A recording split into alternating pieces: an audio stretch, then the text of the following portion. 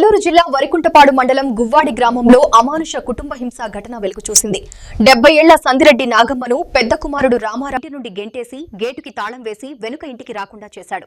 అనారోగ్యంతో బాధపడుతున్న తల్లి మెడలో బంగారు సరును కూడా స్వాధీనం చేసుకోవడం, వంట కోసం గ్యాస్ లేకుండా చేయడం వంటి దాడులలో తీవ్ర ఆవేదన చెందుతోంది. పోలీసుల నిర్లక్ష్యం, కుమారుడి లాయర్ గా ఉండటం కారణంగా ఎవరూ కూడా న్యాయం చేయడం లేదని నాగమ్మ కన్నీరు మున్నీరవుతున్నారు. ఆమె తనను కాపాడి న్యాయం కల్పించాలని చీకటి పరిస్థితిలో విలపిస్తోంది. నాగమ్మ ఇద్దరు కొడుకులు, పెద్ద కొడుకు రామారావు, చిన్న కొడుకు రమేష్. రమేష్కేమో నేను సాకింది లేదు, పెట్టింది లేదు. మా అమ్మ కాడ బద్దోళ్ళ కట్టేసి పేడకళ్ళేసి వెళ్ళిపోయిండా. సాకిన నమ్మించి గొంతు కోసిండు రామారావే. లాయన్ని చేసినా, చదివించినాము, పెళ్ళిండి చేసినాము, పిల్లోళ్ళం తాకినా అన్నీ బాగానే ఉన్నాయి. మరి 4 ఏళ్ల నుంచి మారిపోయి మమ్మల్ని చేసిండు. ముసలాయన్ని కొట్టి ఉన్న డబ్బులన్నీ తీసుకొని, తల్లి అని లేదు, తండ్రి ఉన్నప్పుడు తండ్రి అని లేదు, ఇప్పుడు తల్లి అనేది లేదు.